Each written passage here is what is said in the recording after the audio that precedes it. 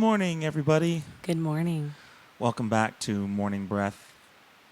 Today's topic was a suggestion, actually, right? Yeah, it was a request from one of our Facebook friends when we had reached out asking what topics people wanted us to cover on these Morning Breath episodes. And somebody asked us to cover what it's like on the road and how we stay grounded.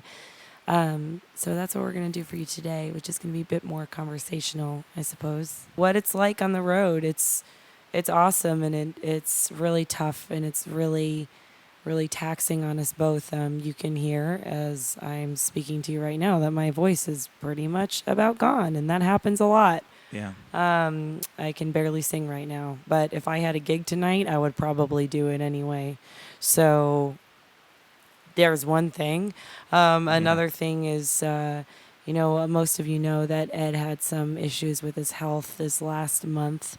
He was diagnosed with something called pericarditis, which is a swelling of the heart lining. And it was really painful and really tough for him. And he was unable to do many of the shows at the beginning of the month. And he relapsed again last week when his medication lapsed for a couple of days. So Yeah. So that's been tough trying to stay healthy on the road. Everybody was sick in San Francisco. And so, of course. yeah, I got the flu. Yeah. Along with everybody, along with our family that we were staying with up there. And, I mean, honestly, we have to do it because we do want to do music full time, and we love our music, and we think that you do too. So we're going to continue, and we felt like the best way to really get our music out there, especially these days, was just to play as much as humanly possible, which is averaging about 20 shows a month right now. And we have to stay mobile in order to make that happen. A, because we can't just move in with somebody. And B, because there aren't a million gigs to go around in one city for us that we want to do. We kind of picked some hubs to kind of go back and forth with, and we're really blessed and grateful that we have certain people that we can stay with. But Yeah. But that's part of it too. Like, I think, part of the suggestion was, what is it like on the road, but also how you stay grounded on the road. And I think along with that, the people that you meet and that you stay with, I'd say for both of us, probably that's one thing that helps, because you meet these these people let you into their home, and you get to know them really, because you kind of have to. So and we would never stay anywhere that we didn't want to be. So we love these people. It's just an interesting connection and that you build with somebody that you wouldn't have otherwise, and it is really grounding. It's really special. We stay with Brad Perry and Ed in San Diego sometimes. Ed got to do a recording for him, and that was really fun. Yeah, he was really grateful for it. It was exciting, and we came back again, and he had a music video done for it. We're like, oh, this is special. Yeah, that's cool. Our cousins, Art and Carol, and we stay with them in San Francisco, and we ended up having a few nights off, and we got to go to dinner with them like 3 or 4 times, and it was really special. Yeah, so I think that helps, because it was a reminder that there's good people out there that are willing to invest in you, really, but there's a lot of that. There's a lot of for me, honestly, kind of the car rides are grounding, because I could just go and zone out. And this is one of those situations why Ed and I are like the perfect match for a duo ever, because I hate driving with a passion, and the less I do it, the more I hate it. And he loves driving, so I love it. Yeah, I think I drove about 2 hours of the last month and a half. Yeah, something like that. Yeah. Only because he was sick. Yeah, it was because I couldn't physically do it. Yeah.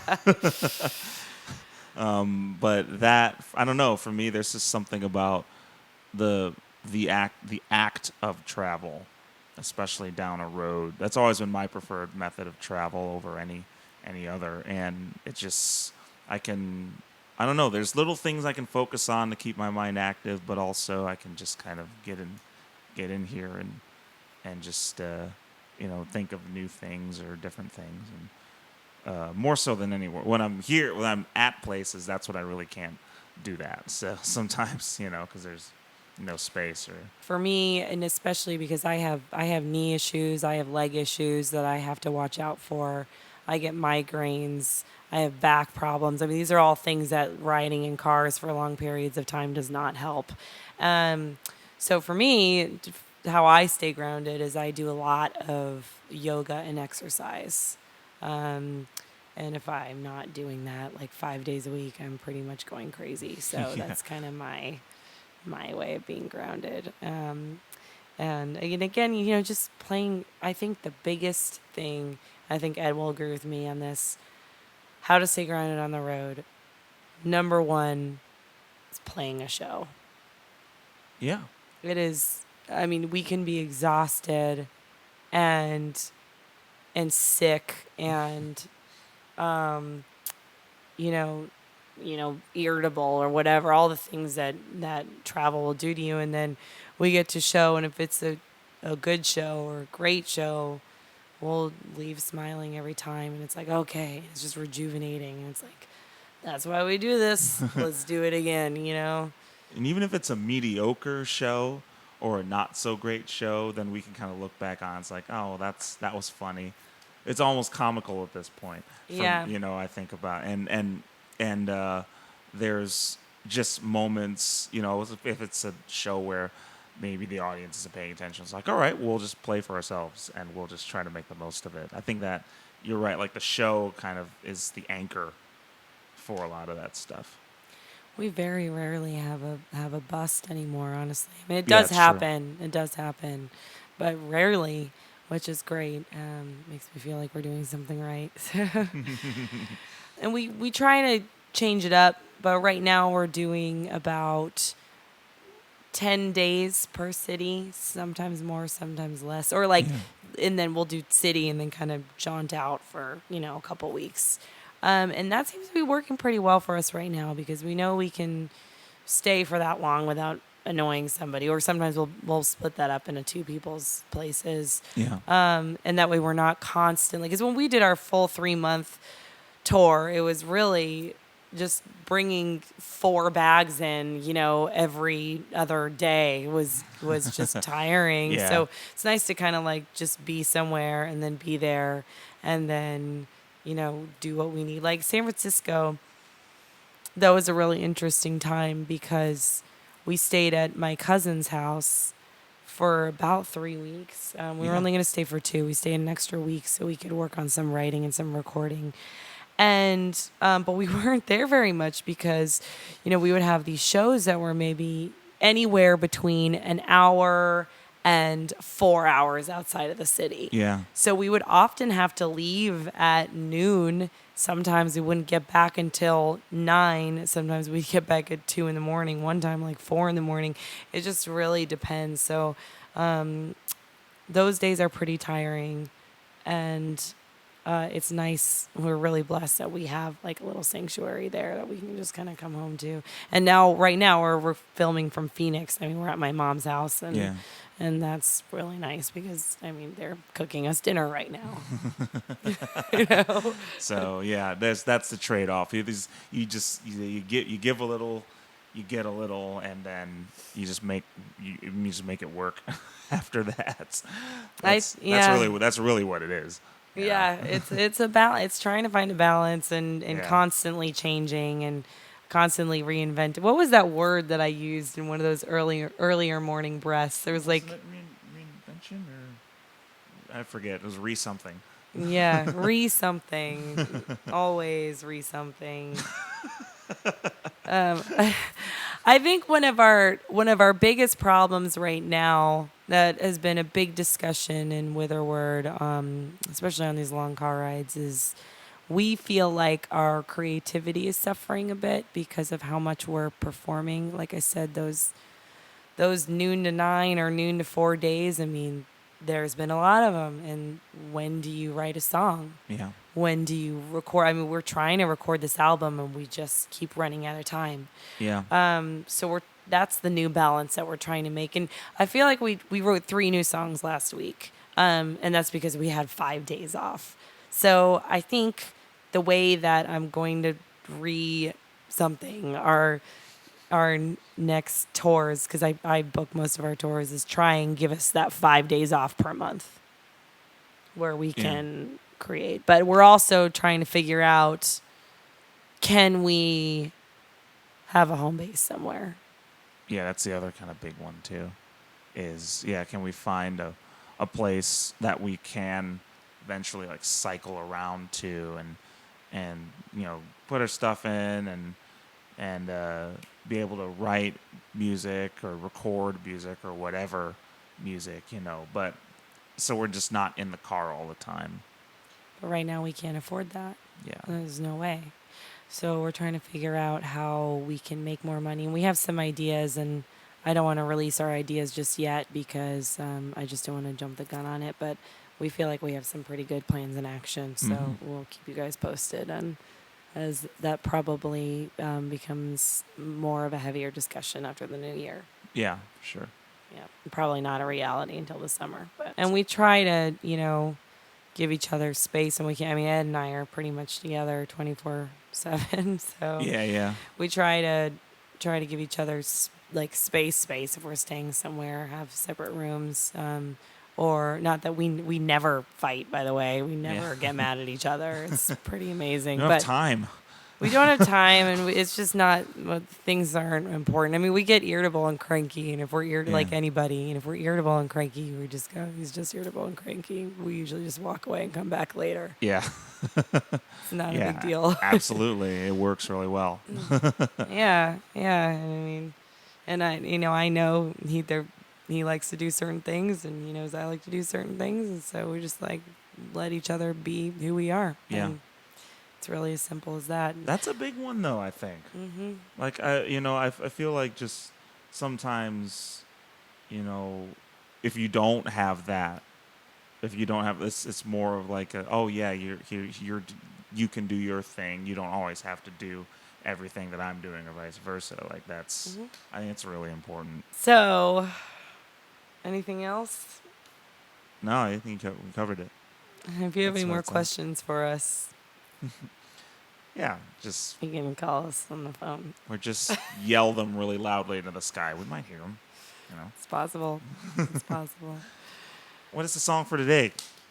Oh, well, we're going to do one of the new songs that we wrote. Well, are we doing Hand of Fate? Yeah. Yeah, Ed actually wrote most of this already and then brought it to the table last week during our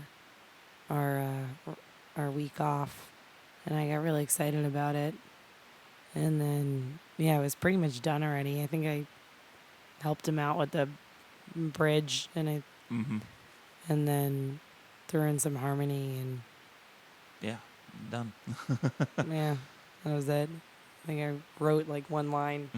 The rest he's like, I was working on this. I'm like, this is pretty much done already.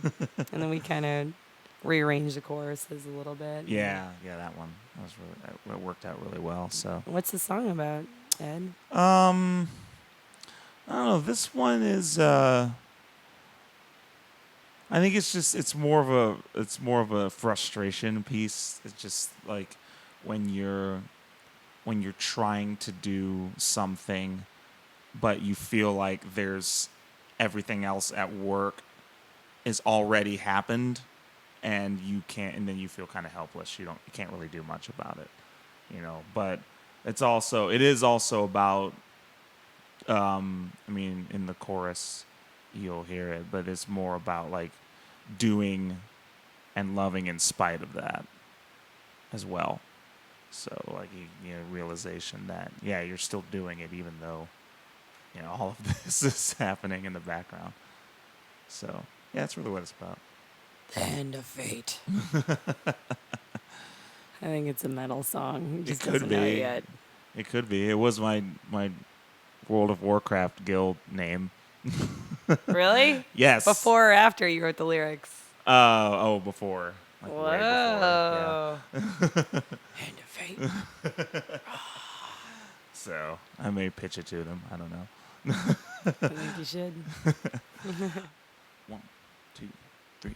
Seasons change, and so have I, and so have you. I wonder why the hand of fate brings the act upon the meek. A proven fact that it takes more courage to love like that. Yeah, it takes more courage to love like that. Spin the wheel, kiss the dial, cozy up for a little while.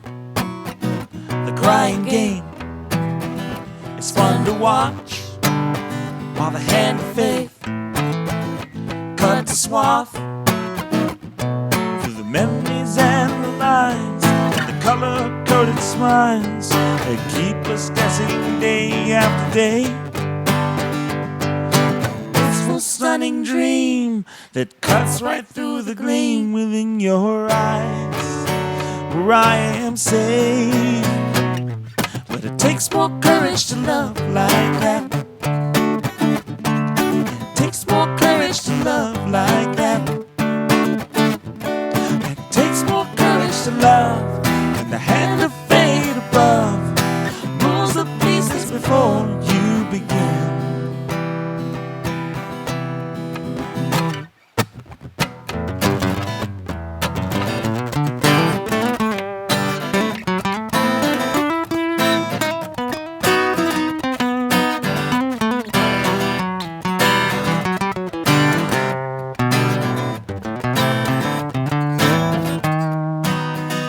Painted pictures, cryptic signs, form the threads of a life.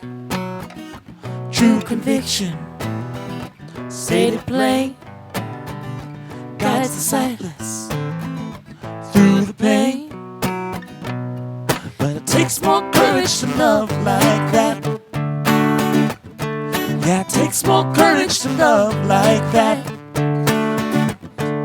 It takes more courage to love when the hand of fate above moves the pieces before you begin. And it takes more courage to love when the hand of fate above moves the pieces before you begin. Anyway, thanks so much for tuning in, as it were. Please remember to like and subscribe if you indeed like and want to subscribe. If you'd like to support us on Patreon, please go to patreon.com/witherword. We really, really love the support of our patrons, and we hope you can become one too. If you guys have any other suggestions for topics on Morning Breath, we're always looking for something fresh.